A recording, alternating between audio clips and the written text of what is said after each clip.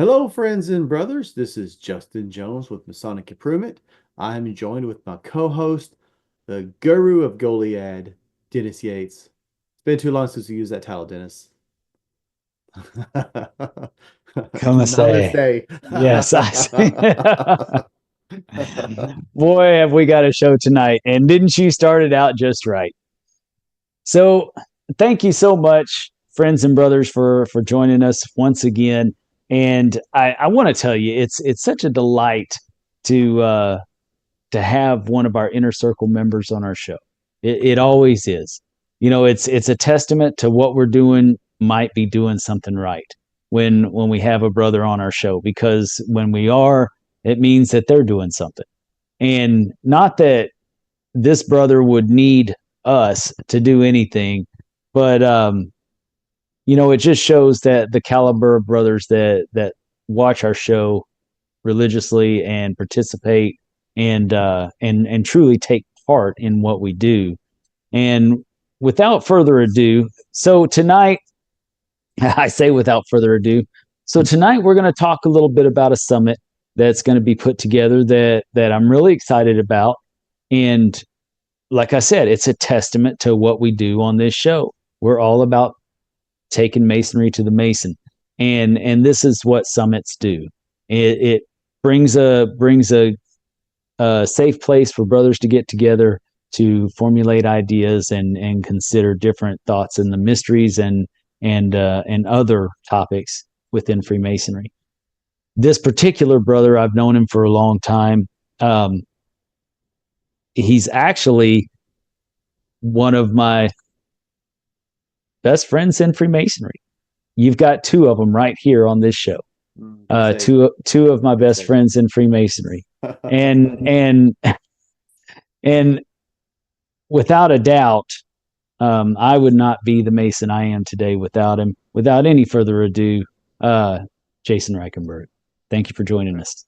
Thank you. I appreciate you letting me come on um, and for the glowing introduction and everything. I certainly do appreciate y'all's show. I try and come on as often as I can, and have kind of been around hassling Dennis since he first came on here, and yeah, I certainly do appreciate you let me come on and talk about a few things. Well, we've known each other since we both joined the Scottish Rite together. We were in the same class.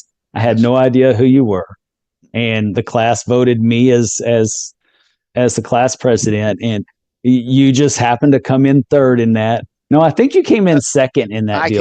I came in second. Perry was third, I think. I don't know, but either way, yeah, he left shortly after, so it's a good thing he wasn't class president. Right. But Jason and I have been thick as thieves ever since, and I there's not a whole lot that I do that I don't talk to Jason about. It's good to have brothers like that, and so if you don't have one, brothers out there, you need to find one. Find you a brother to that has always got your back and always has your best interest at heart. Yeah, Dennis does hold the distinction of being one of the few that I've lost an election to. So Y'all been competing ever since. He can always hold that over me. Yes. At least once. At least once, right? That's all it takes. And it was the first one. So anything after that doesn't count, right? So Jason, now that since my co-host doesn't want to be a part of this, so tell me, why did you join Freemasonry in the first place? I'm really interested. Okay, and if you bring up that other organization, I'm just going to throw up right here, throw a tantrum, and walk out the door. Well, unfortunately for you, the two stories kind of have to go hand in hand. That's okay. We love our brothers with the elves, so that's all right. So, going back, because I have a short version of this story, and then I kind of have a longer version of this story, and y'all can cut it as you need to. But so I really, growing up, I did not have any kind of Masonic connection. And I will tell you, based on my interactions with the few Masons that I know of, um, I'm actually surprised that I actually ended up as a Mason. Unfortunately, those interactions were not very good. The first one being, I had a step grandfather that, and I don't actually call him a step grandfather. He was my grandmother's second husband after my grandfather passed away. And when they got married, of course, he moves in all of his stuff. Well, all of his stuff was Shriners. Everything was Shriners. Um, looking back, I don't remember seeing a square and compass anywhere. I finally got a hold of a few years ago. A, he had a copy of Morals and Dogma. So my assumption is that he was probably Scottish Rite. At the time, he had to be Scottish Rite or York Rite. Yes. Scottish Rite was kind of the easier, shorter way to go.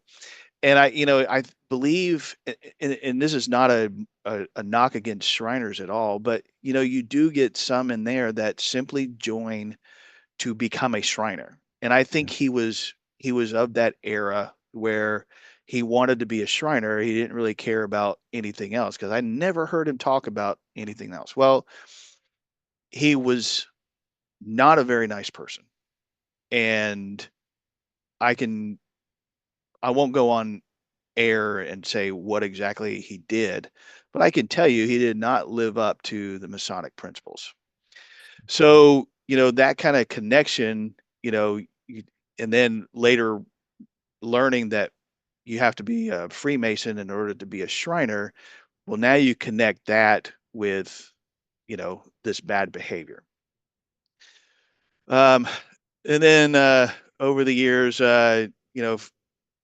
probably about 15 years ago, um, there was my ex-wife was in an interview for a government job, and the guy on the interview basically said, "Well, I would I would f a goat to get to Huntsville, Alabama," and he got the job. That, And oh, and then when I finally saw that guy, sure enough, he's got a square and compass ring on. That's where I was born. Huntsville, Alabama. Hmm. Yeah. Redstone Arsenal. So then again, you hear about Freemasons. Well, George Washington was, and all these famous people, and then it's like, well, wait a minute, it this guy, this guy is a Freemason. So, and then a couple years go by, and then I have a guy working in the office with me, and every single day he's in the principal's office because he's screwed something up, and then there it is. He's got a square and compass ring on. So over the years, it was kind of like I had heard about Freemasons and I was kind of interested and I had actually read some philosophical books and some and stuff like that. And I had read The Lost Symbol by Dan Brown. And and I knew intellectually that it was telling a story. I knew that it was kind of exaggerating and stuff like that. But again, there was enough in there that you're like, oh, that's kind of interesting. Maybe I should, and everything. So I did join. So my first organization was the Elks, um, and uh, and that was because of my grandfather who had passed away. He was big in the Elks. All of his stuff was Elks. My grandmother passed away before I came to Texas, right before. And at her funeral, she hadn't been to the lodge in years, and they still talked about my grandfather and her with the Elks and all the stuff that they did. And it finally dawned on me, like, oh yeah, I guess I could actually join. So when we got to Texas, I joined the Elks Lodge in San Antonio, eventually becoming exalted ruler. Okay, so finally getting back to uh, uh, the connection. So so it's around June. So our elk year starts in April. So I become exalted ruler in April of 2016. A couple months later, um, there's a visiting elk comes in, and he's also happens to be a Shriner. Um, and of course, anytime there's a visiting elk, the first person they want to talk to is the exalted ruler. And so, of course, he introduces himself. Well, he had brought his daughter and son-in-law, and he goes, "Well, my son-in-law um, was just installed as worshipful master of his Masonic lodge," and there was there was something about the way he was so proud and he was so excited, like he just couldn't wait to tell me that his son-in-law had just been installed as worshipful master of his Masonic lodge. That that was like, and this guy was he was prior service. He had, wife and a young son, and he was a radiology tech, and he was articulate, and he was, a professional and stuff. And I was like, huh, maybe.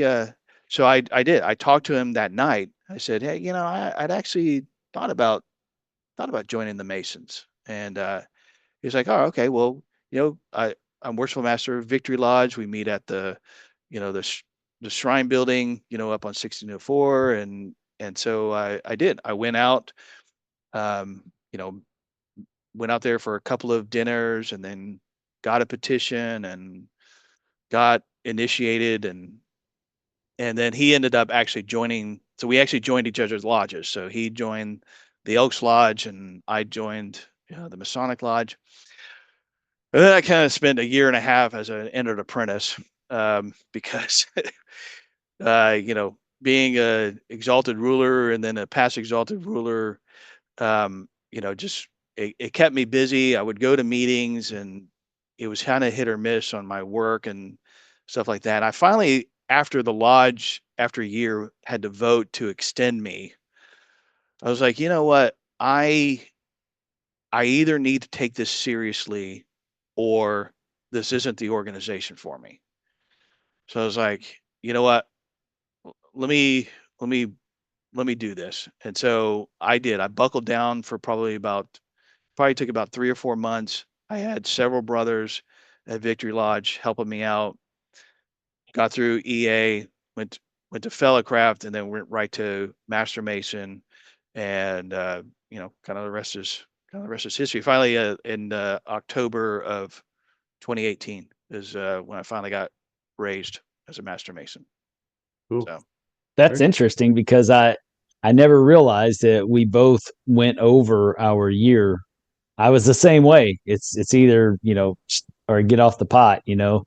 And I realized, you're either gonna fulfill what you started, what Right. you were desiring to begin with, or you're not. And yeah, same thing. And then it only took me 3 months, and I'm like, are you kidding me? Right. I fretted this for a year, and then it just Right. it's all in the mind. That's true. Yeah, and also, I had some pretty significant life circumstances. I went through a divorce right before it, and I was having trouble with custody with my kids and stuff like that. And so, and trying to be exalted ruler of this Elks Lodge, and I will tell you, being exalted ruler of an Elks Lodge, there's about 5 times as much business is done, because we have bars, we have restaurants, we have RV lots, we have about 20 different charity programs that we support and stuff like that. So it really is a a a, a title that consumes a lot of your life and Yes. stuff. So, there was that, but ultimately, it's personal responsibility. I had to decide if masonry is something I really wanted to do, or was this just something I wanted to try and I'm not going to really take that serious. So obviously, Yeah. I chose the former. I Well, took it seriously, obviously. we're glad you did. We're glad And you you did. have been ever since. Yeah. I mean, ever since it's been You kind you of have been all in ever since. I got to say that for sure. yeah, and it's also why I actually delayed joining the Shriners, because a lot of the Shriners is more of a social Similarity, yeah. and stuff like that. And so I was doing, at the time, I was doing a lot of that stuff in the Elks. I was like, I don't really need to be a Shriner yet. I figured at some point I would be, but I was like, I'm kind of doing a lot of this stuff with the Elks. I don't really need to be a Shriner. Well, that's changed, obviously. So. Well, let's go into the reality of Freemasonry. Once you got in, how did that compare with the expectations you had? Well, and that's the thing. I didn't have a lot of um, preconceived notions about Masonry, bec- because I was already kind of used to how a fraternal organization works.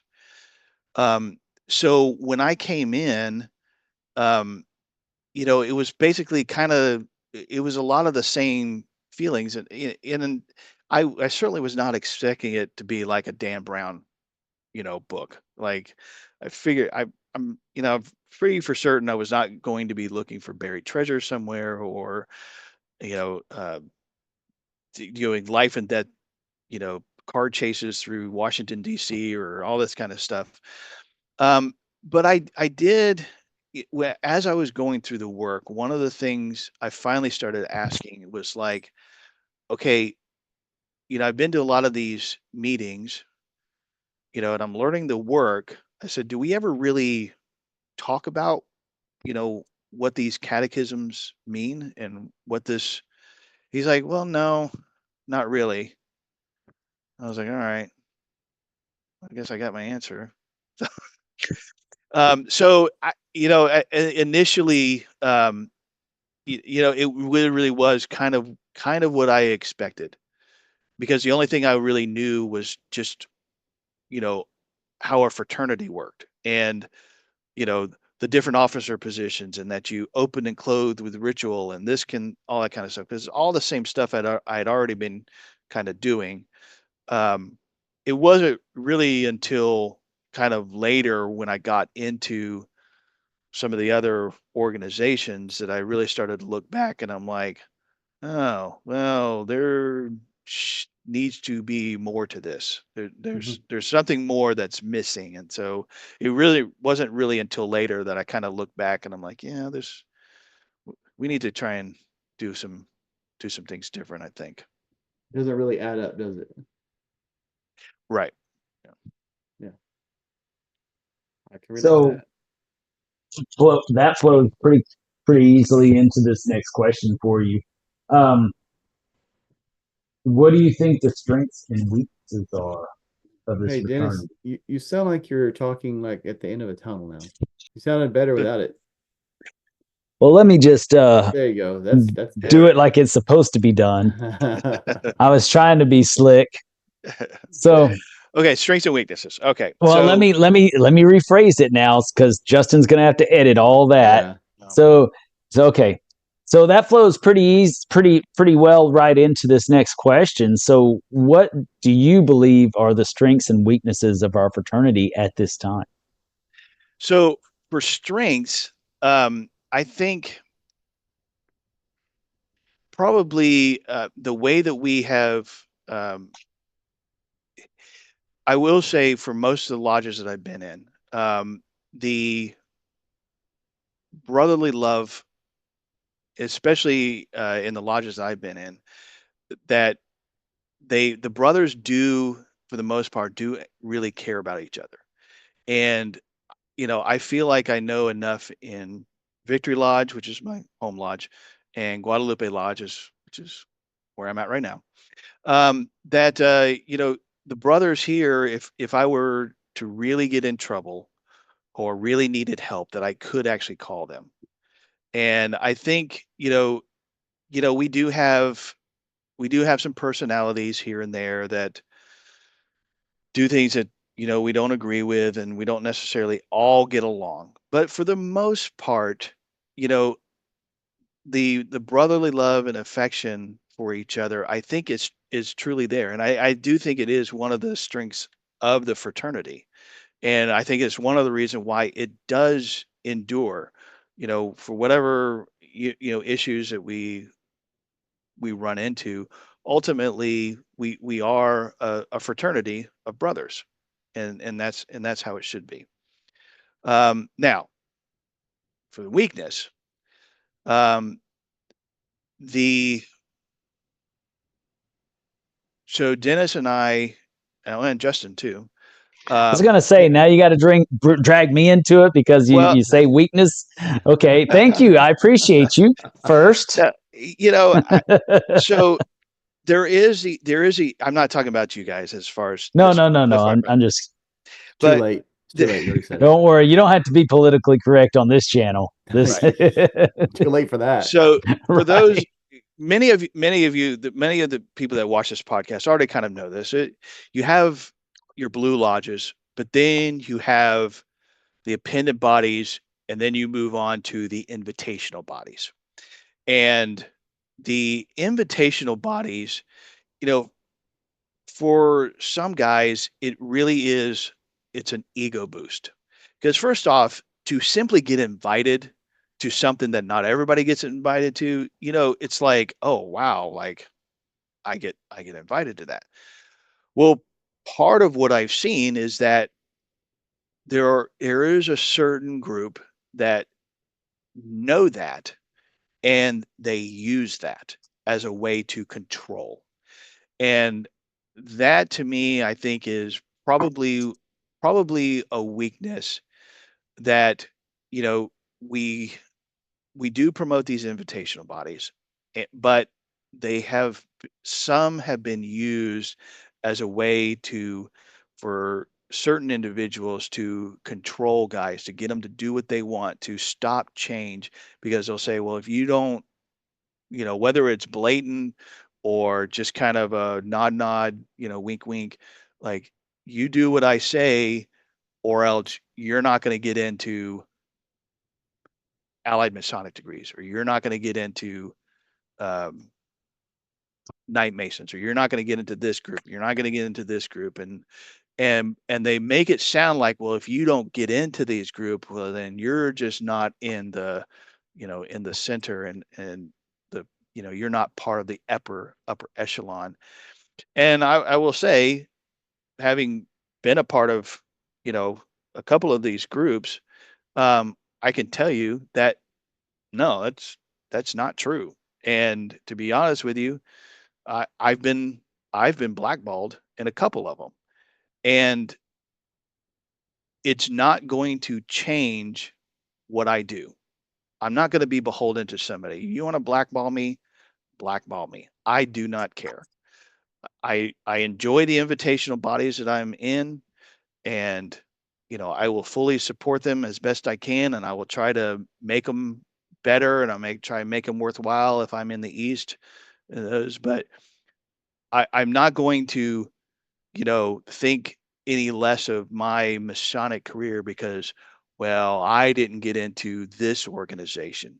Like, you know what? If you start putting, if your ego is such that you put such importance on an invitational body, and do everything you can to try and get invited to that, then you have kind of missed the mark on what masonry masonry is supposed to be. So to me, I mean, there's a number of things that you can point to, but ultimately, I think that's one that I know that I can speak to because I've seen it and I've experienced it. Oh, Well, and you're right. They are weaponized mhm. in many situations, and it has actually hurt our fraternity in a broad scope Right. throughout our grand jurisdiction for sure. Mhm. Now, Absolutely. have we been able to overcome the past few years? Yes, we have. Yeah. But the reality is that if it hadn't been for a few brothers taking it on the chin, being willing to take it on the chin, that wouldn't have happened. And so, Very true.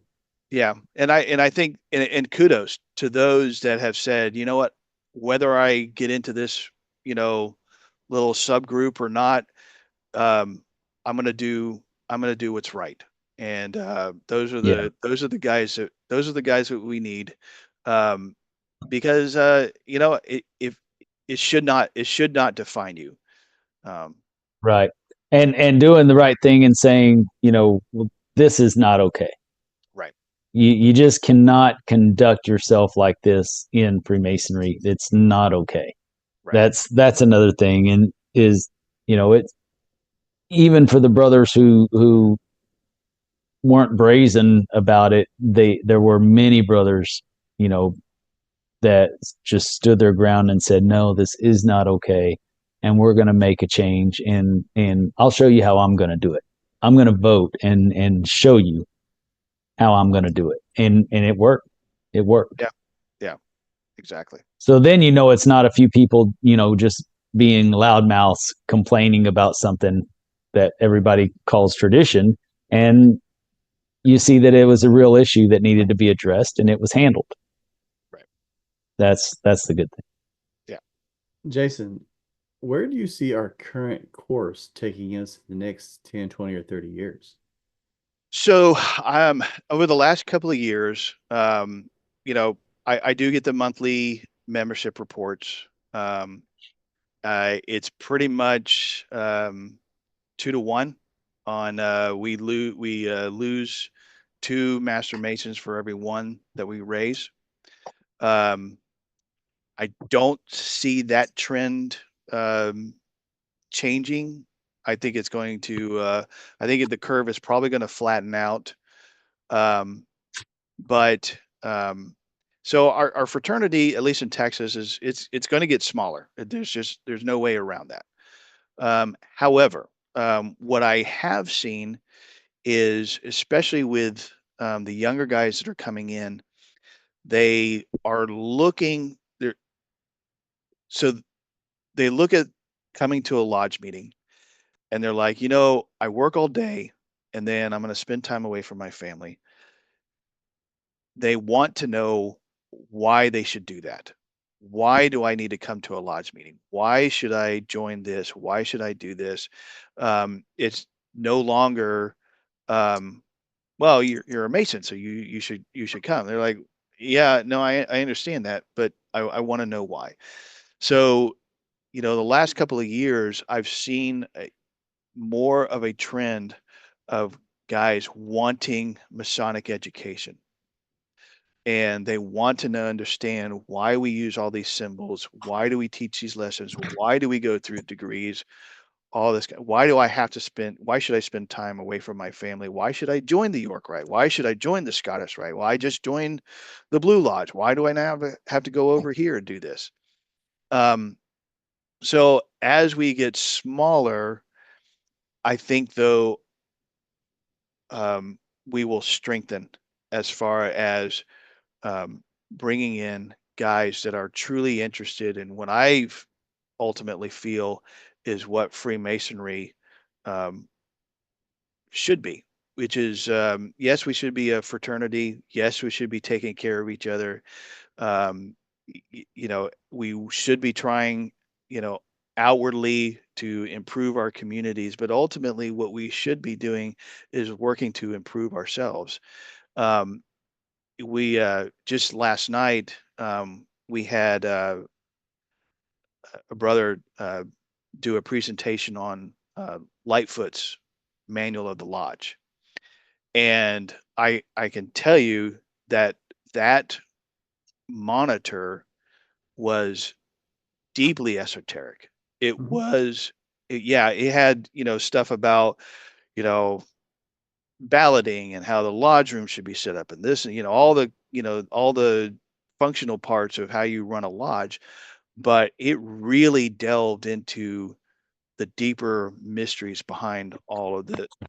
And so it was like it was going back and looking in that, and you're like, okay, this is what Freemasonry used to be. We have kind of drifted away from that to where we've kind of gone into this more, just a fraternity where we just kind of hang out with each other, to we need to pull this back.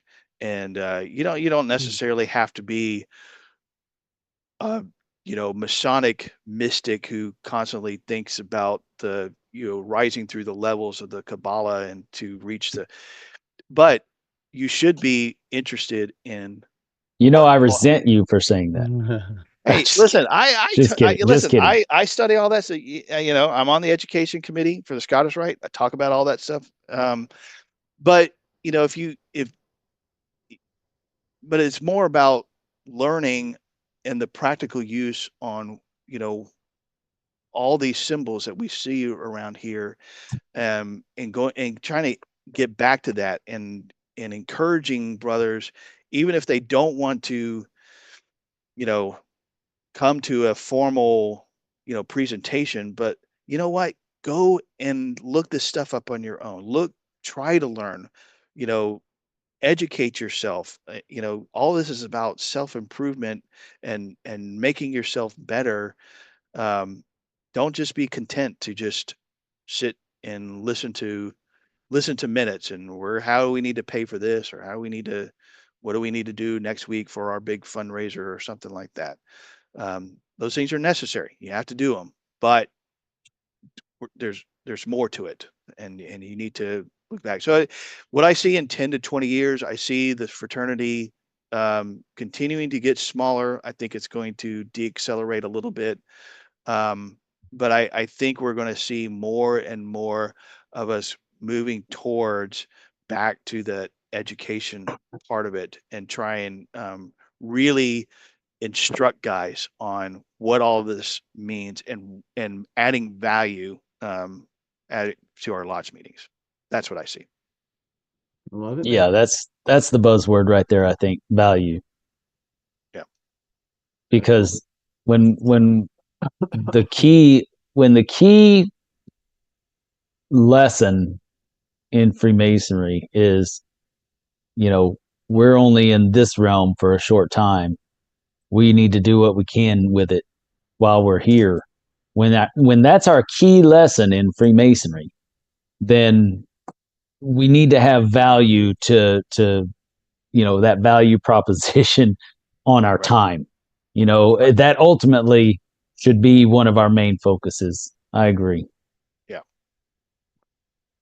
And so, with that being said, in my small sphere of influence, that's exactly what I've tried to do. Is I actually, I'm halfway. No, I guess I'm three-quarters of the way through my Worshipful Master year, and I actually remember. Um, so for the first couple of months when I was exalted ruler for the Elks, um, I actually had an education piece. So we have our four cardinal virtues in the Elks, which is brotherly love, fidelity, justice, and charity.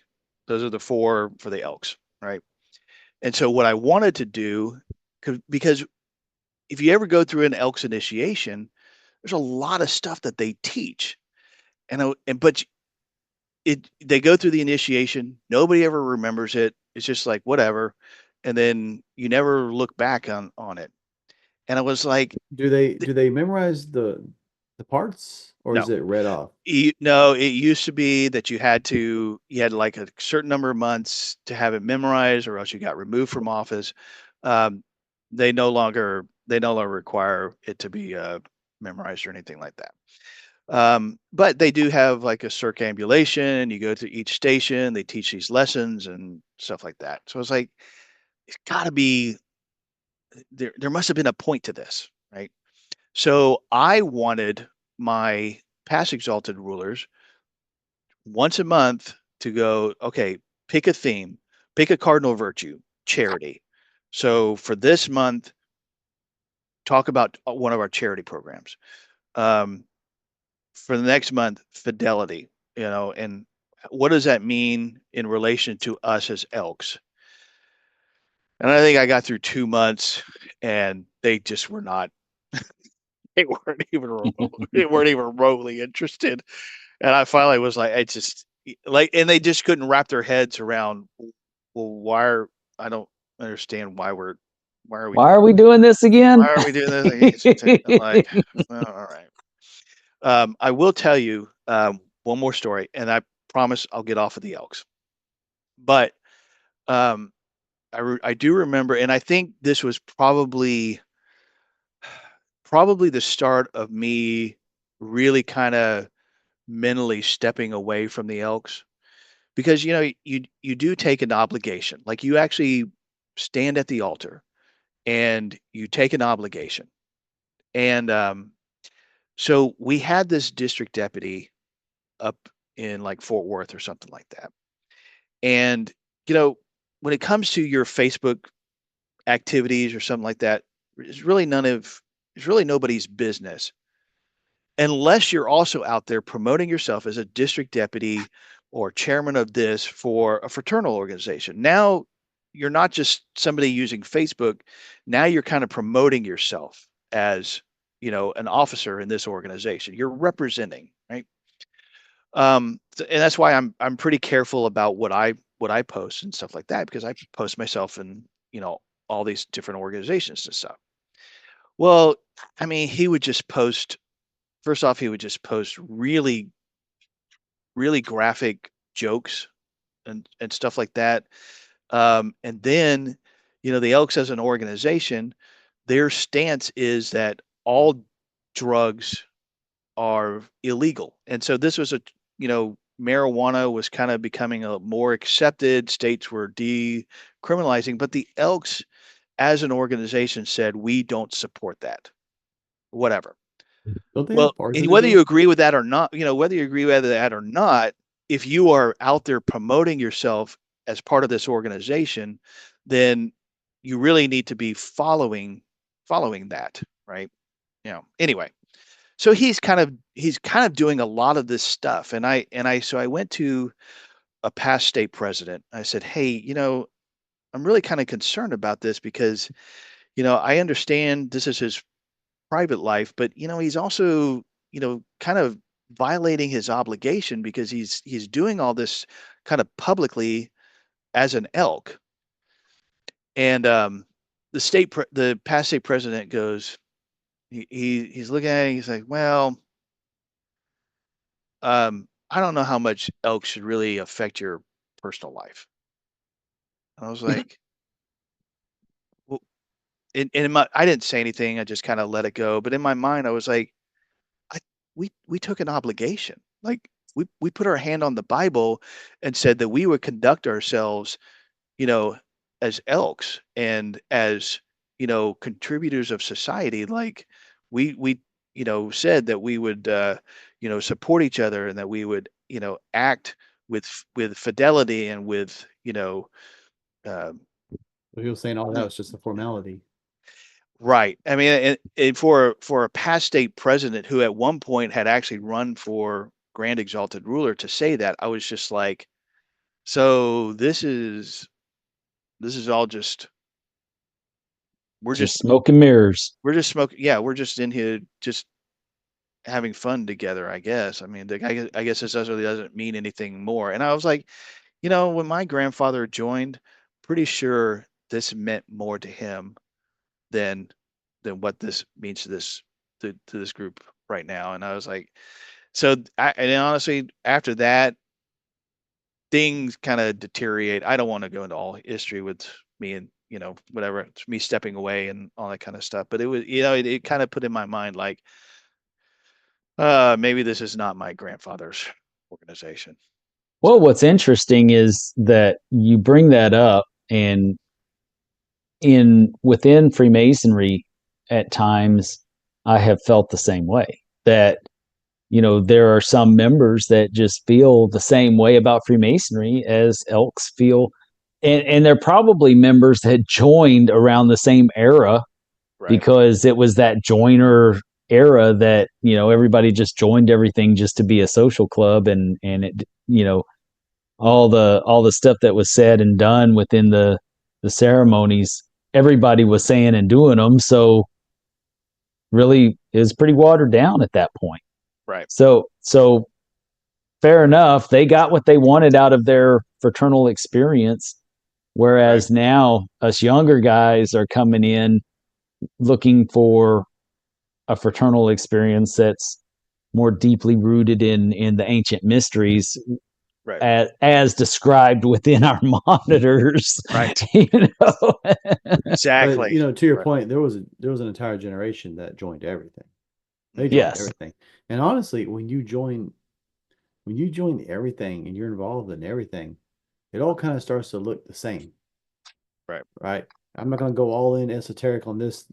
Like if they all have rituals and if they all have degrees and if no one takes one of them seriously, they're all equal. And I Yeah. think that's to both of your points. It's this generation that joined everything, and then it all like, hey, let's just treat it all like a service organization without anything deeper than that. And that's when everything got watered down and it all got treated the same because it's so much easier if I got Lions today and Rotary the next day and Kiwanis the next day and then the Lodge the next day. I'll just hey, let's just do fundraising and get in there and get out and because I don't got time for something every night. Right. Right. So Yeah. they just did You know, that. and I had a so I think both of you know Al Mox, right? Yes. Love Al. And yeah, and so he was at Victory Lodge last night. Um, so he and I he got there a little bit early, so he and I were sitting down and talking, and Al is he's pretty open. I'm not giving anything away. He's pretty open about his health struggles and stuff like that. Um, and he's you know well up in his mid 80s and and all that kind of stuff. So, but Al is well. Let me put it this way: Al could have been far more, if you want to call it, accomplished, but he was telling me about how many groups that he did not go to the East in, that he refused to get in the officer line, or even if he was moving up in the officer line, he stepped out before actually coming to the East. And it was interesting because, even at his advanced age, the reason he's not coming out to Victory Lodge for me. What he's coming out for is because I have this educational piece and he still wants to learn. And it was like, this is a guy that probably could have, been grand everything. He was on the committee on work for the grand chapter, pretty much rewrote a lot of the rituals and stuff like that. He could have been grand this and grand that, but he didn't want to because he was more interested in teaching the work, specifically in the York Rite. But I mean, I don't know if he does, but I'm pretty sure he's probably got an A certificate and um, for Oh the yeah, Masonic. he's one of those guys that has everything memorized. Right. And not only does he have everything memorized in the degree that he performs, he has everything memorized in every degree. Yes. And I have personally seen that in the York Rite, Mhm. him step up and be in every degree to make sure that it was done properly. I Right. mean, Al's just a superhero. He really Yeah. is. But he, he still, I don't know of anybody, very few people that are as knowledgeable as him, and he is still coming out Yes. to learn more. And you're like, that's what we should be aspiring to, not I have 40 different grand titles, and so I must be the most awesome Mason that there ever was. It's like, yeah, you have all these titles that you don't live by any of them. And then you have Al, who probably could have had all those titles, but he didn't want them because he wanted to teach and he wanted to learn.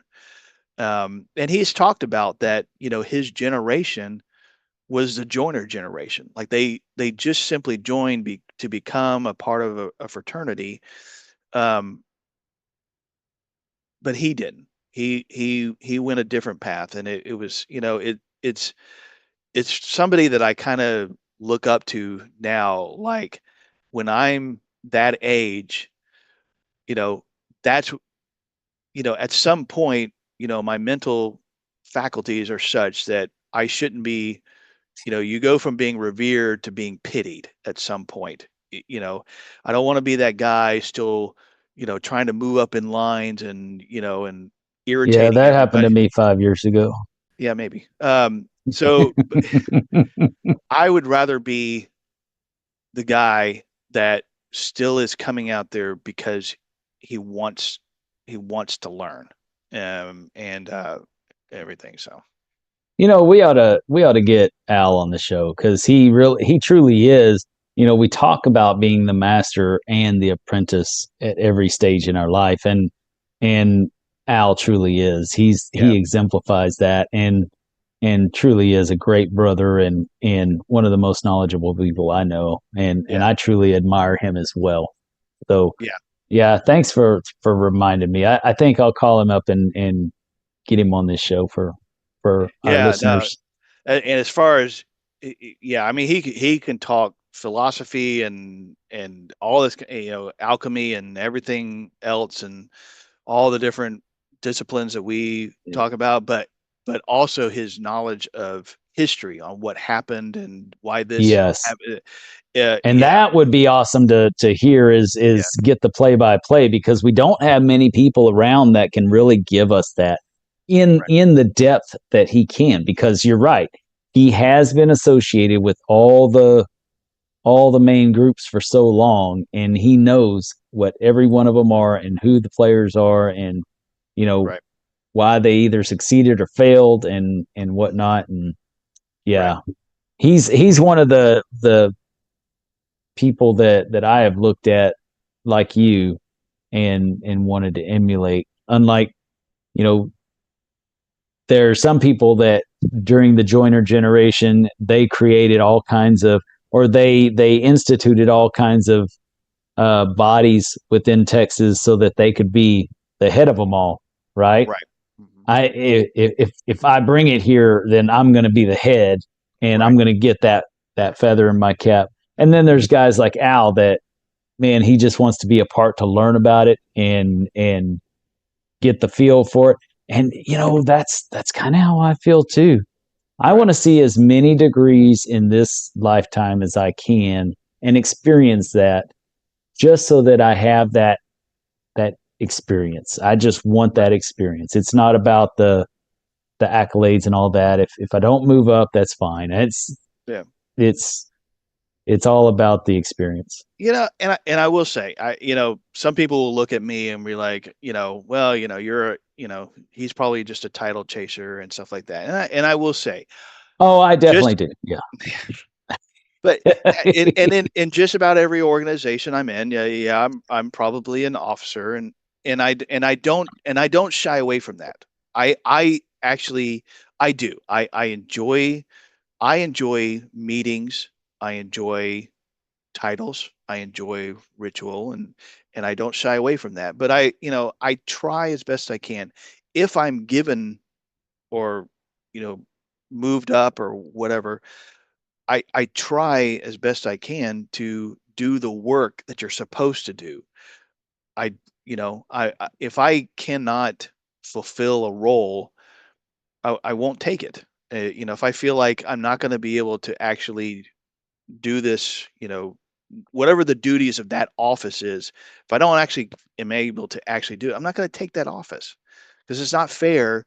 If you got somebody else that's coming behind you that can, step out of the way. It's So not fair to the lodge. It's not no, fair to the members. no, and so yeah, I I got a lot of titles and stuff, but I try as best I can to actually put the work behind it.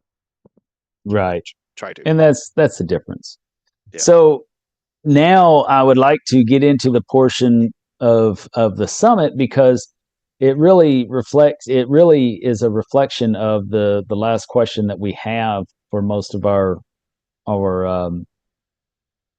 our guests that we interview, and it's very important to us, and we're very glad that you're doing it. We're happy, even more honored that you chose a name that's synonymous with the name we chose for our big event, our Stop first making me one. And it's stop making me roll my eyes. Of all so the words in the English language, he did choose to use ours. I mean, if it, that's funny. So So with that being said, our last question is typically going back to our weakness. How could we correct them? And I think that you're doing that with the summit, and I'd like for you to tell our viewers about that because I know that you're doing it for the right reasons, and I think they should go because you're doing it for the right reasons, and if for no other reason, because it's being done for the right reasons, and they need to support that. So tell us a little bit about the summit. All right. So we have Victory Lodge, Patterson Lodge, Cibolo Lodge, and Triune Lodge are coming together to put on the San Antonio Esoteric Summit. It is going to be June 7th in the Director Staff Room of Alcifar Shriners. We are bringing in guest speakers from around the country.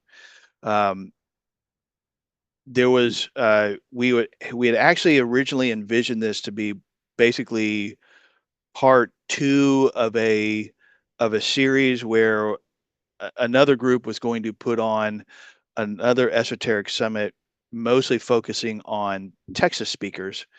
So we didn't really pursue anyone in Texas.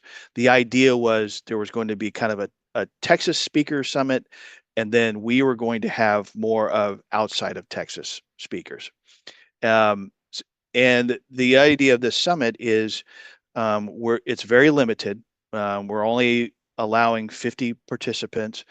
The idea is that not only do you get to come and listen to the speakers, but with that small of a group, you're able to actually talk with the presenters. At the end, we're going to do kind of a round table thing with the presenters, but they're coming from all over the country, and because of that, yeah, the price of the summit reflects that. Um, Same with we have a festive board that evening, and the festive board is limited to 30 uh, plus the speakers. And again, the idea is to create a smaller event so that if you decide that you want to come, that it's a meaningful experience. And so if you would like, I'll go ahead and quickly lift off the speakers that we do have coming. Sure, please do. And then also send us a flyer so that Yeah. we can post it along with this. We can give a link to that. And as age has caught up with me, I have to put on my glasses for this. So we have RJ Johnson from Whence You Came podcast. Yeah. Rodney McGilvery, author and contribute to the Carl Jung Institute. TJ Brunfield, Education Committee Chairman, Grand Lodge of Nebraska. Dirk Hughes, he is the director of the Michigan Masonic Museum and Library. Ben Williams, managing editor of the Knights Templar magazine. Jeff Bennett, he is from Texas. You guys know Jeff Bennett. But he is also a contributing author to Knights Templar magazine and the Royal Arch Mason magazine. And to the number, we're going to be covering a number of topics: symbolism, alchemy. What are you doing? We have symbolism. I'm smiling. I think this is a great lineup. So we're talking about symbolism, alchemy, Martinism. What is wrong with you? And Kabbalah. And we do actually, one of them, I can't remember which one, is going to be talking specifically about beekeeping, and he actually is a beekeeper, so he'll be going over like the actual beekeeping and then how that relates to the symbolism that we use for the beehive in Masonry. That's awesome. I mean, a lot of people don't realize, what the different roles of the bees are in the hives, and yeah. Is it going to be like pretty deep, or is he just going to use a lot of buzzwords? Yes, I agree. What I was doing was a lot less invasive than that right there. He just totally jumped in and tore your whole thing Ah, apart. that At least I stings, was guys. behind the scenes That making really faces just to try to screw you up. that And really and stings. frankly, if you hadn't have said anything, you wouldn't have. No one would know because it's only focusing on the Wow. speaker. So Yeah. Sorry to bug you. Anyway, so the festive board that evening is the guest speaker is going to be Ben Williams. It's so the summit itself is $150. The festive board is $75. So it's it's not $1,000, but it's dude, not I've spent more than that on a steak dinner. I right. mean, get real. If somebody wants to be a part of a group that's doing something as great as that, as phenomenal as that, I mean, they will pay. And Yeah. I don't think you should worry about it. I think that or make excuses for it. I think, No, brothers, if you want the real deal, that's what it takes to get the real deal. yeah, and a lot of it really is it's the transportation costs because we are actually flying these guys in. They're gonna have 2 nights in a hotel and stuff like that, and all of that it costs money. And Oh the yeah, dinner it's going to be a wash just to help Texas Masons become smarter. right, and the festive board that evening it's going to be beef tenderloin, and it's going to be it's going to be a very nice dinner, and with a good speaker and everything like that, and yeah, just like all of our groups where we have small groups, we have a a speaker. It's the fact that you're there and being able to talk with other brothers and these brothers that have come in from out of state to get some different perspectives. I'm, I don't know where else you'd be able to get that, and that's where you're really going to get the value is to be able to actually talk one-on-one, one-on-two with these brothers. Um, Up until May 7th, we do actually have a block of rooms at a special rate at a resident inn, and it's maybe like a block away from the shrine. So if you need to come into town, I'd recommend you make hotel reservations. After that, they may still have them available, but then they'll start offering those rooms to others. So I can't guarantee that you'll be able to have those rooms. So And any of you brothers out there, just for a heads up, if they do sell out or if it's after that, if you'll reach out to me, I travel to San Antonio all the time and stay the night all the time, and I know where some good hotels are with good prices, and I can help you. I can help you find one. So there's that added value. um, and if you are thinking about it, I right now we only have 37 slots left.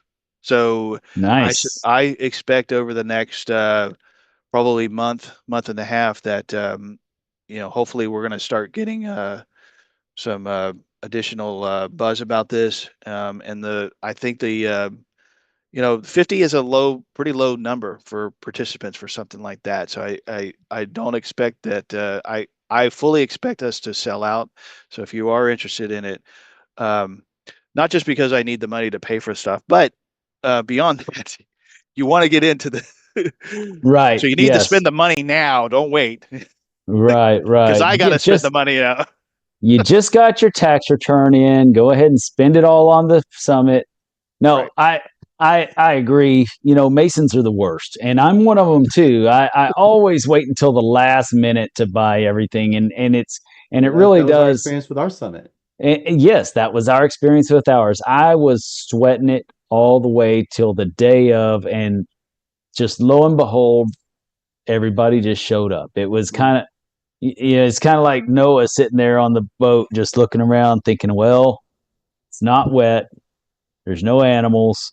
What's happening here?" And then all of a sudden, two by two, and it that's the way Masons are, and they suck that way, and they need to get better.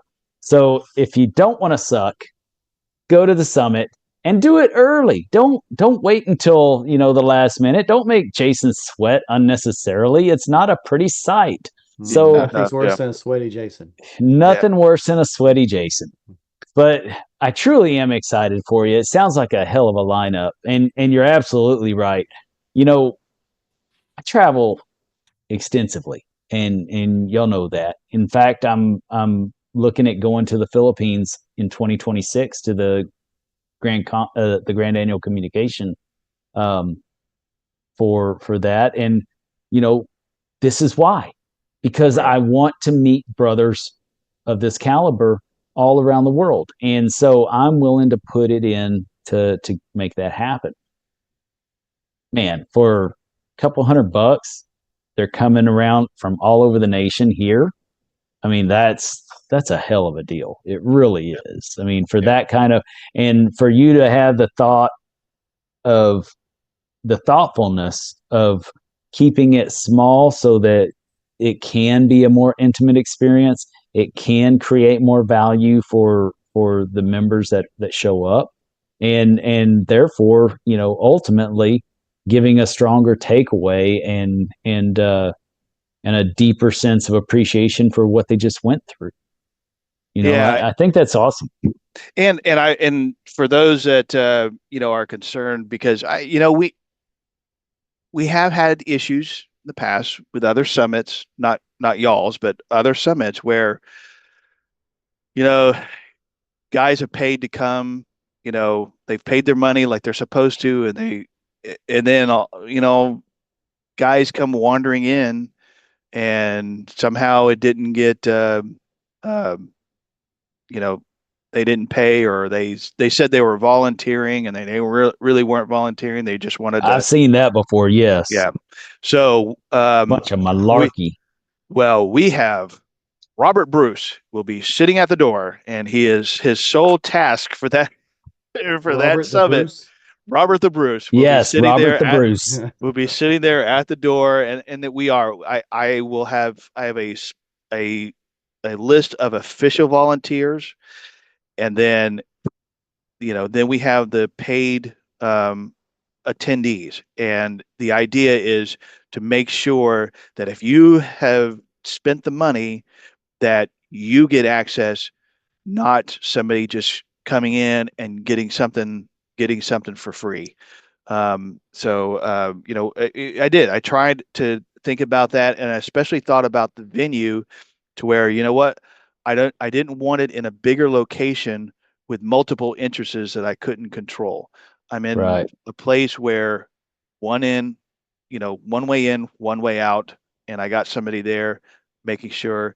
I do have to give a shout out to Jeff Bennett. Some of you probably know who he is. He's the one that really reached. Yeah, he's the one that really reached out to all these guest speakers. I pretty much turned would you stop it? Yes, Jeff, I am making fun of you online. You just can't see it. I cut that part. I pretty much we love Jeff. Don't get us wrong. We love him. I pretty much turned over the lineup to him. He's really the one that got these guys to come in. I'm handling kind of all of the logistics of volunteers, making sure things happen and stuff like that. So, but I have to give a shout out to him. He really did put up a great lineup, and these guys saw what we were trying to do and who we were trying to get in, and I don't think any of them gave a second thought. They immediately said yes, cleared their schedule, and they're coming. So June 7th, Alcifar Shriners in the director staff room. Very nice. And if you need information, if you go out either to Victory Lodge, Cibolo Lodge, Patterson Lodge. We're still working on Triune Lodge to get them as a co-host on Facebook.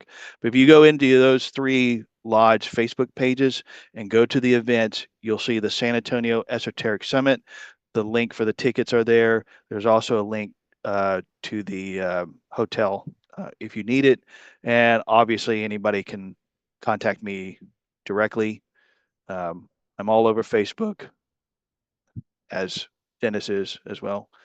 So you can reach out to me. And as Dennis knows and Justin knows, if you send me a message, whether it's email, text, Facebook, Tinder, Grinder, whatever, I'll respond Well, to it. he is an elk.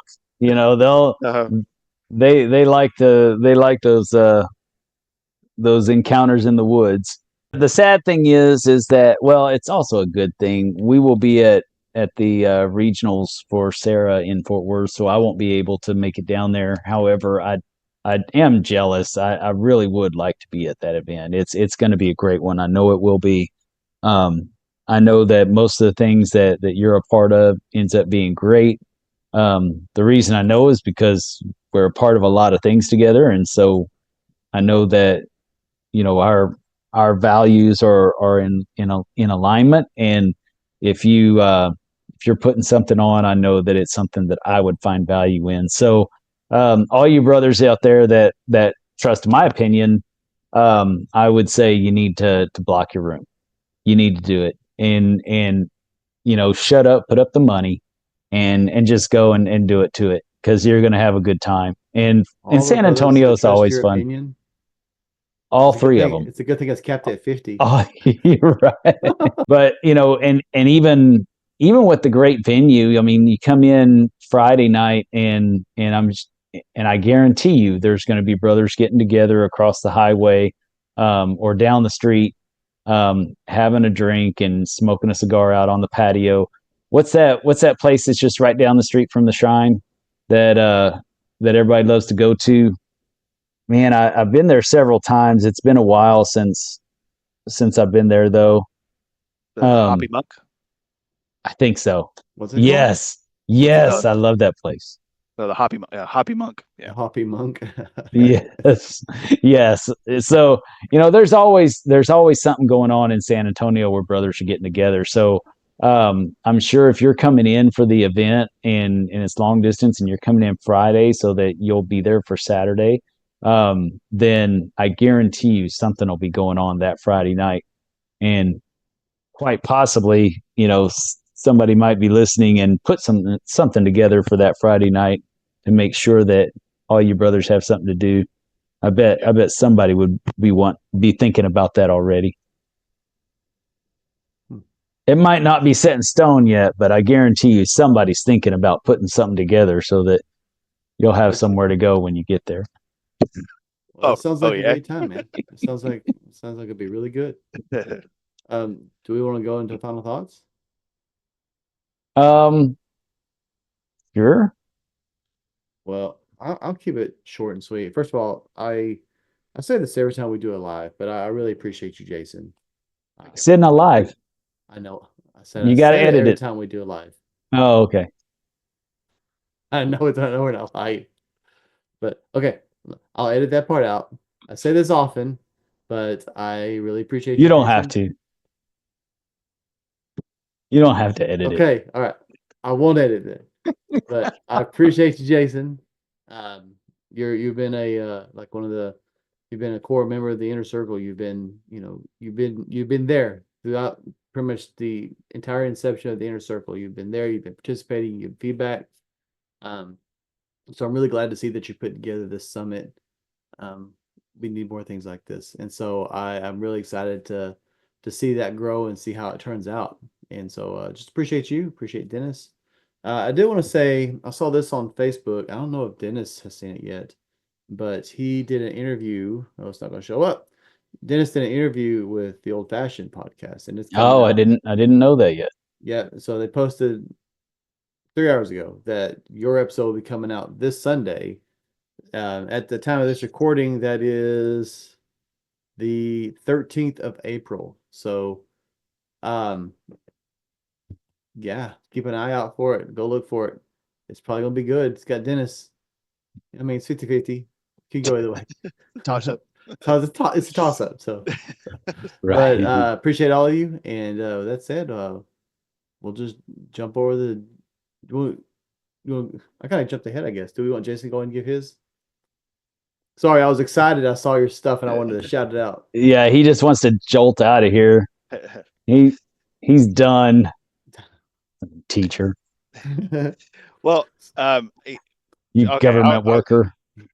Hey, there's nothing wrong with that. I forgot your boat. I thought about that right when I said that. All right. Let me rephrase that. I am a federal contractor. I am not a federal employee. Yes. Little bit of a difference. Anyway, um, no, first off, I appreciate y'all allowing me to come on and help promote this and stuff.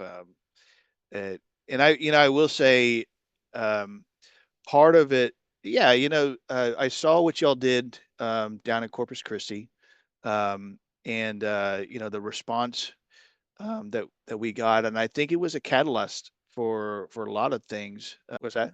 That's how we roll. Well, and to be honest, you guys started off, with Chris Williams, and it was literally one of the few times I've seen a speaker get an actual um, spontaneous standing ovation. I mean, you see standing ovations all the time. It's more of a polite thing and stuff like that. But when Chris Williams finished, and he was the very first speaker at that summit, and the guys immediately stood up, and like that was not something just being polite to Chris. Like they actually were inspired by what he was saying. Um, so that, and then what Triune Lodge did last year with their summit. I've been to Masonicon up in Fort Worth one year, um, and so these kinds of events, they are interesting. They bring a lot of different perspectives, and it's kind of a culmination of my year at Victory Lodge, because I've had guest speakers, throughout the entire year to try and bring some more value, um, really teach guys, basically about the fraternity that they're a part of. Um, so, hopefully, this will, come off really well. I hope. I really My goal is for everybody who attends to walk away from it and be glad that they did, that they actually got something out of it. So, um, like I said, I do actually look at to what's been done before, um, and if it works, why not try it? So that's my final thoughts. That's all I have to say about Very nice. Well, I'll end it by saying, just recapping on what you and I both decided after we had been EAs for a year and a little over a year, and that is, if you're in it, get in it. If you're not, get out. So if you're in this thing for for the fundraising and stuff like that, great. Put 100% into that. If you're in this for the fellowship, put 100% into that. But if you're in this for education, and that's your claim to fame, and that's what you tell everybody, that's what you build your persona around, get in it, be there, show up, because it's your support that's going to continue this within our fraternity, within our grand jurisdiction, and within our region. And for me, it's extremely important to see um, what brothers are doing. Is we've done dinners at Grand Lodge for the past few years. We haven't done another big summit, and it's important for me to see that brothers are still doing that. They're still carrying that torch, still doing what we are not doing at this time. because we know that there's other brothers that are doing it. And there's no reason why it should be just one or two people doing it all the time. So if if you like this and you like it throughout Texas, then you need to come down and support it. You know, if you want to see more of it, even in your area, even if you're up in West Texas, you need to come down and learn and see how it's done. Bring a few brothers down over from West Texas to see how it's done in San Antonio. And then you'll have something to take back and know what to do when you decide to put yours on, or from East Texas or North Texas or wherever you're from. You know, if you thought that you would love for something like this to happen in your area, sometimes the person to look at is not the other guy. It's the guy that you're looking at in the mirror. And so for you to do that, you need the support of your brothers around you, a few of your closest friends. I can tell you when we were putting together the summit, if it wasn't for Justin and Jason, you know, being some of my true and trusted friends, then it probably wouldn't have happened. It really requires a village to make things happen. So, you know, get your brothers together and have a road trip, and bring your wives as well.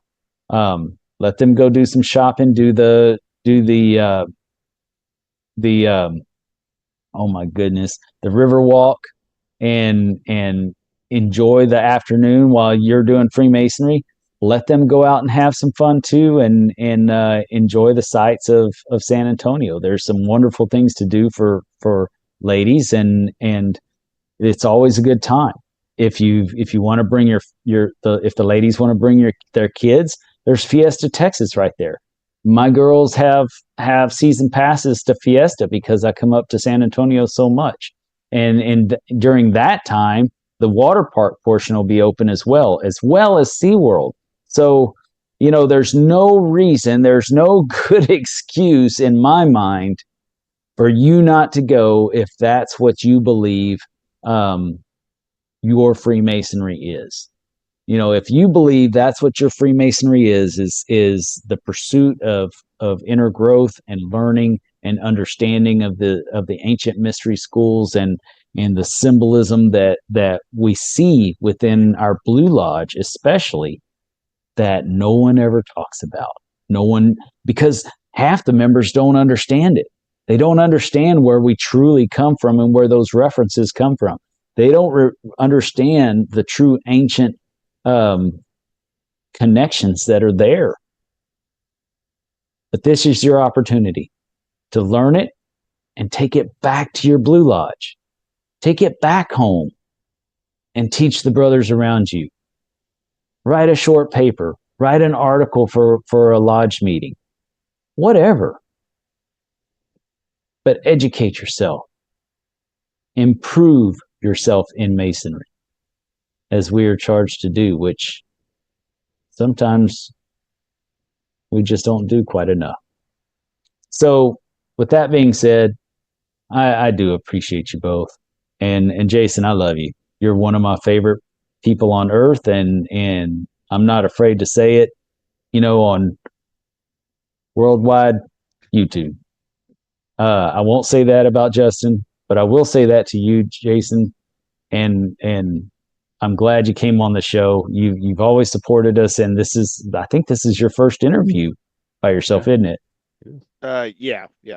Yeah, the first one by yourself. So I appreciate you coming on, and I'm so happy to be able to have this platform for you to step on to promote your event.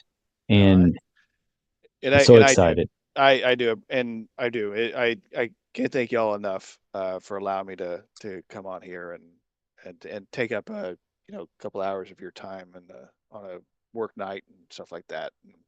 And I do. I appreciate both of the work that both of y'all have done. Especially over the last 2 or 3 years, for certain. So.